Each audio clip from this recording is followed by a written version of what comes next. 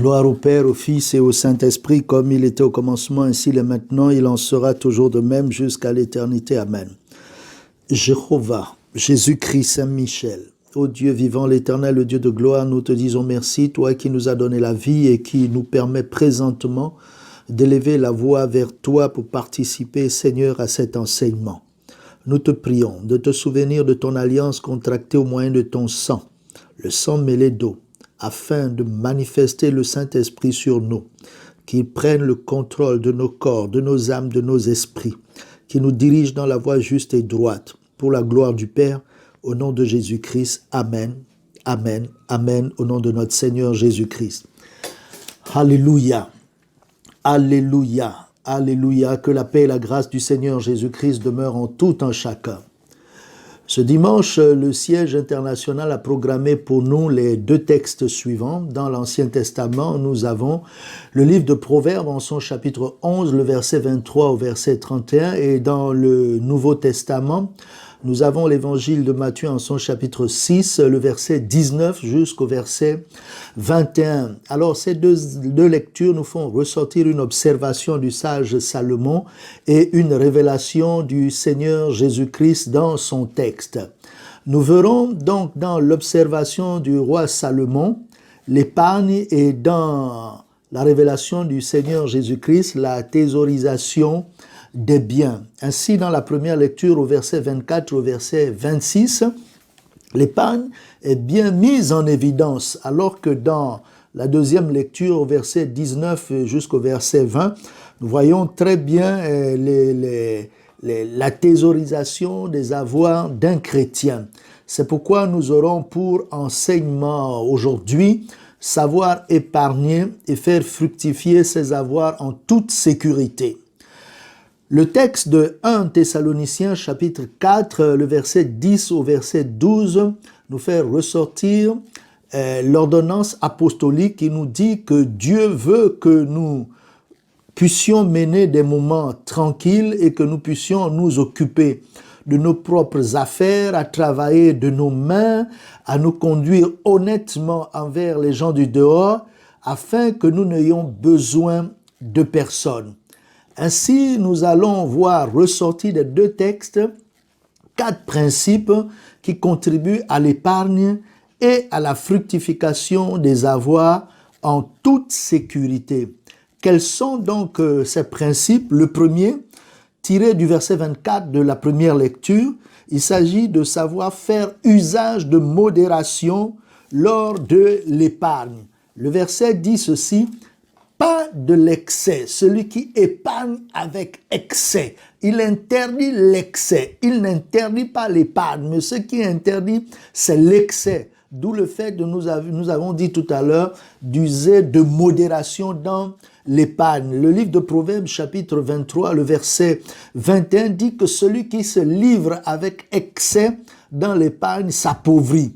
Et dans le livre de Romains chapitre 13, le verset 13 nous commande de marcher loin de tout excès, loin de tout ce qui est extrême, d'être équilibré, d'être modéré, parce que l'excès est l'illustration d'une inconduite. Dans le livre de l'Ecclésiaste chapitre 7, le verset 16 à 17, nous montre que si nous sommes mauvais dans l'excès, nous sommes aussi bons dans l'excès, cela pourrait attirer des désagréments dans la vie d'un individu.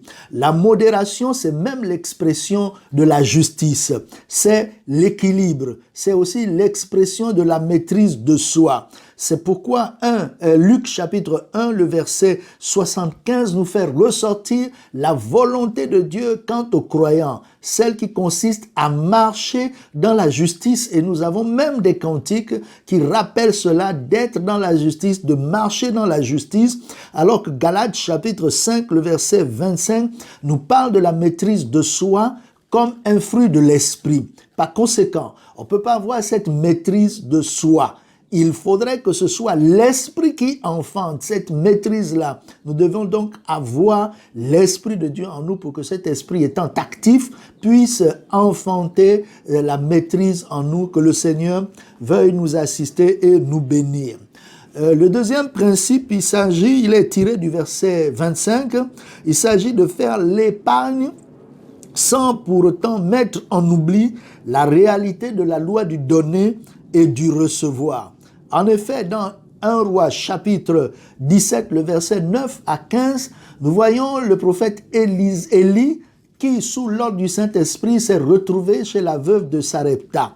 Cette veuve était démunie et Élie a demandé à cette dame de la nourriture. Il a insisté, la dame lui a dit, après cela, il n'y aura plus rien, nous allons mourir, mon enfant et moi. Élie a dit, vas-y. Et par la suite, nous voyons que l'abondance s'est manifestée dans la maison suite à la présence de l'homme de Dieu qui a suscité ce prodige-là. Et le livre de Luc, en son chapitre 6, le verset 37 à 38, nous fait ressortir cette loi quand elle dit de ne point juger pour éviter d'être jugé, de pardonner pour recevoir également le pardon, de demander pour pouvoir recevoir. Que le Seigneur nous bénisse, nous accorde sa grâce et sa miséricorde. Cette loi-là est presque ignorée ou ne pas pratiquée, tout simplement parce que nous oublions en effet que les retours sont toujours accompagnés d'un intérêt, d'un plus. C'est pourquoi Ecclésiaste, dans son chapitre 11, le verset 1, a dit « Jette ton pain dans l'eau et avec le temps, tu le retrouveras. » Vous voyez, quand vous jetez ce pain dans de l'eau, le pain grossit, ce sont les intérêts, c'est l'illustration même, c'est la vision même du recevoir qui est accompagnée d'un intérêt. Et d'autres aussi ne s'y mettent pas, tout simplement parce que, connaissant cette loi, n'arrivent pas à supporter les attentes. Les choses peuvent revenir sur le champ comme d'autres peuvent revenir après 1, 2, 3 ou 4 ou 5 ans.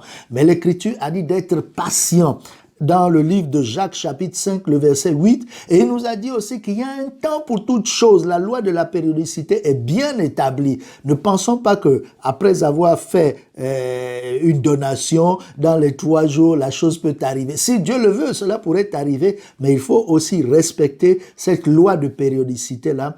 Que Dieu vous bénisse au nom de Jésus-Christ.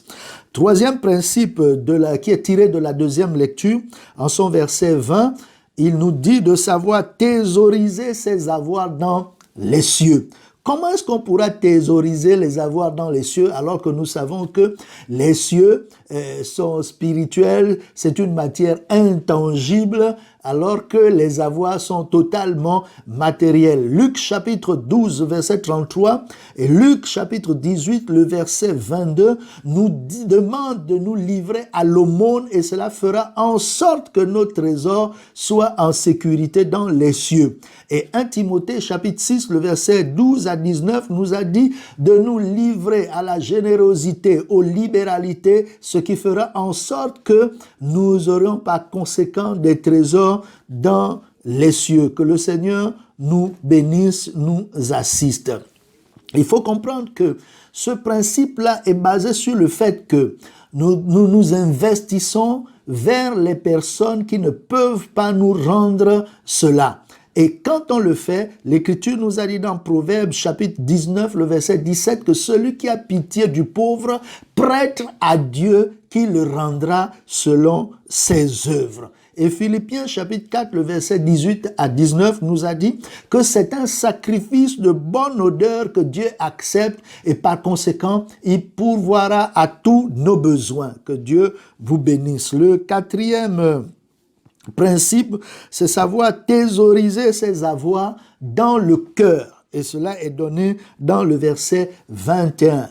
Aucun élément matériel ne peut rentrer dans le cœur de l'homme. Nous avons des avoirs physiques, nous avons aussi des avoirs spirituels. Le cœur de l'homme, ce qui peut rentrer en lui, c'est soit les valeurs ou des antivaleurs, des qualités ou des défauts. Et l'Écriture nous a montré tout ce qui peut rentrer comme trésor dans le cœur de l'homme. Je ne vais pas m'aventurer dans le mauvais trésor, uniquement en ce qui concerne le bon trésor. Proverbe 16, le verset 16 nous parle de la sagesse et de l'intelligence qui ont plus de valeur que de l'or et de l'argent. Et Ésaïe chapitre 33, le verset 6 nous a dit que le trésor de Sion, c'est la crainte de l'Éternel. Nous avons mis en évidence ces trois grands trésors que Dieu fait ressortir dans ces textes, la sagesse, l'intelligence, la crainte de l'Éternel. Ces choses ne sont pas comprises parce que notre regard est plus poussé vers ce qui est matériel. Le regard de l'homme croyant devait être poussé vers ce qui est spirituel, sur ce qui est invisible, pour qu'il voie la gloire de Dieu tel que nous le dit 2 Corinthiens chapitre 4, le verset 18, d'avoir le regard sur ce qui est invisible. Voilà, frères et sœurs en Christ, nous avons vu durant ces quelques minutes 4 principes qui contribuent à l'épargne et à la fructification de ses avoirs en toute sécurité. Il s'agissait comme principe, premièrement, le fait de faire usage de modération lors de l'épargne. Nous l'avons vu dans la première lecture au verset 24. Deuxième principe, le fait de faire l'épargne sans mettre en oubli la réalité de la loi du donner et du recevoir. Nous l'avons vu dans la deuxième lecture au verset 25. Troisième principe, le fait de thésauriser ses avoirs dans les cieux. Nous l'avons vu dans la deuxième lecture au verset 20. Quatrième principe, savoir thésauriser ses avoirs dans le cœur. Nous l'avons vu dans le verset 21 de la deuxième lecture. C'est ce que nous ferons si Dieu le veut, s'il nous soutienne et nous bénisse. Je prierai pour vous au nom de Jésus-Christ. Amen. Jéhovah, Jésus-Christ, Saint-Michel. Ô Dieu vivant, l'Éternel, le Dieu de gloire, nous te disons merci pour ces moments que tu nous as fait vivre. L'homme ne vit pas seulement que de pain, il vit aussi de ta parole. Ainsi nous te prions, par le pouvoir que tu as de t'assujettir toutes choses, d'envoyer ta puissance insondable afin que celle-ci agisse dans la conscience, dans le conscient, dans l'âme, dans l'esprit, dans les pensées, le souvenir de ton peuple, pour les ramener à la voie juste, la voie de ta miséricorde, de ta bonté, pour la gloire du Père, au nom de Jésus-Christ. Amen, amen, amen, au nom de notre Seigneur Jésus-Christ.